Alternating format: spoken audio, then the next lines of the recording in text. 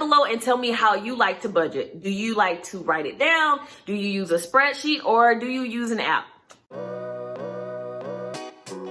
Hey guys, it's Fo from mamaandmoney.com, where I teach you how to make and manage money to become financially free. In this video, I'm going to be sharing 9 simple budget categories that you can use to organize and manage your money. So if you're interested in learning how you can do this, stay tuned.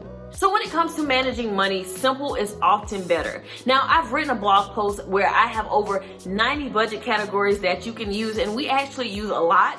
But that can be confusing to some people, and it can overcomplicate things to the point that you don't even want to budget.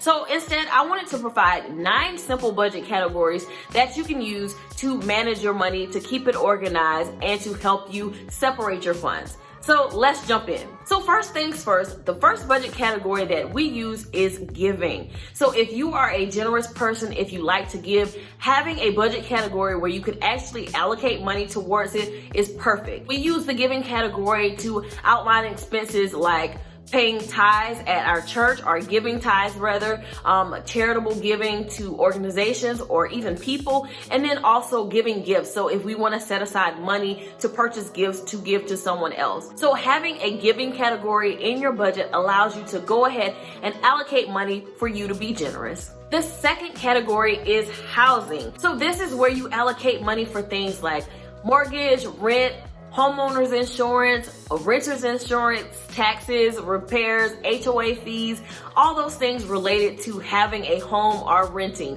So this is the second budget category that you can use to allocate funds for housing. The third budget category is food, and this is where you would allocate money to pay for dining out or purchasing groceries. Food is pretty simple, but it often does take up a lot of our income, or is a large portion of our budget, but you do want to have that as a category within your simple budget. So the fourth category is transportation, and this is meant to cover things like your automobile payment, gasoline for your car. It can mean car sharing or public transportation if you live in a city where you don't need to own a car. You can also use it to put money aside for things like a car wash or even car repairs, and even taxes on your vehicle. So this is everything related to transportation, owning a vehicle, or even using public transportation or car sharing services.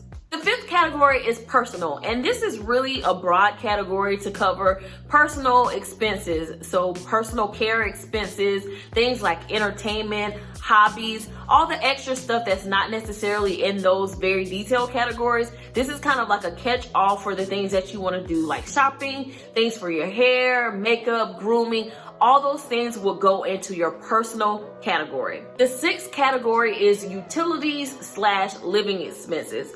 So this is where you would cover things like your water bill, your light bill, electricity, gas bill if you have that. It'll cover things like security.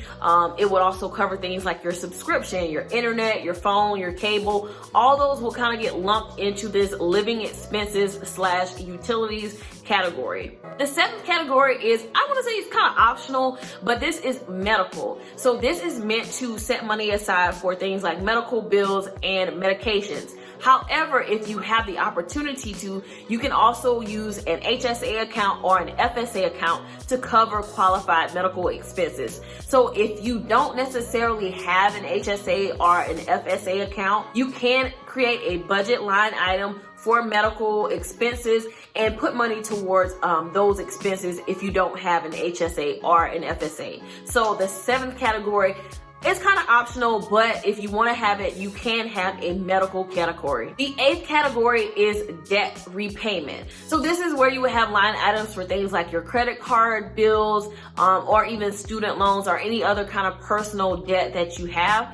So this is your debt repayment category that you can use to allocate extra funds or the minimum funds to pay for your debt. And the last category is savings. So this is where you would allocate money towards an emergency savings account or towards different sinking funds. So perhaps you may want to set aside money to travel, or you want to save money for Christmas. These are all things that will fall under the saving category in your budget. So these are 9 simple budget categories that you can use to manage your money. I do have a budget template that literally outlines outlines each of these categories that you can download for free. If you are a person that likes to budget on a spreadsheet, I also have a budget spreadsheet that leverages these same simple budget categories that you can grab. And then I also recommend, if you like to budget with an app, to use Cube Money, and you can create different cubes that are aligned with these budget categories. And I'll leave a link to a video talking all about Cube Money and the app and how it works in the cards above and in the description below. All right, guys, so I hope that this video was helpful in sharing 9 simple budget categories that you can use to organize your money. Remember, you can also mirror this in how you manage your bank accounts. So perhaps you have bank accounts that coincide with each of these budget categories. In fact, I actually have a video that talks about the 8 different bank accounts that you should have, and much of that mirrors what I talk about in this video. So you want to check that out as well. So if you have any questions about budgeting at all, definitely leave them in the comments below, and I'll be sure to link some additional budgeting videos to help you out. All right, guys, I'll talk to you in my next video. Bye.